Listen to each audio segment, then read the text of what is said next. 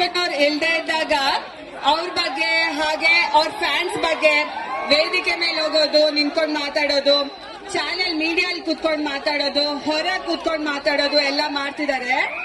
ಅದೇ ಜನಗಳು ದರ್ಶನ್ ಅವ್ರು ಇದ್ದಾಗ ಅವ್ರು ಬೆಂಗಳೂರಲ್ಲಿ ಇರ್ತಾರಾ ಇಲ್ವಾ ಅಂತಾನೆ ಗೊತ್ತಾಗಲ್ಲ, ಎಲ್ಲಿ ಮಾಯ ಆಗ್ತಾರೆ ಅಂತಾನೂ ಗೊತ್ತಾಗಲ್ಲ.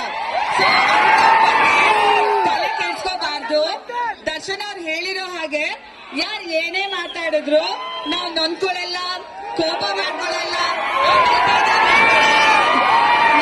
ಇಂಪಾರ್ಟೆಂಟ್ ನಿಮ್ಮ ಪ್ರೀತಿ ಹಾಗೂ ಬೆಂಬಲ ಮಾತ್ರ.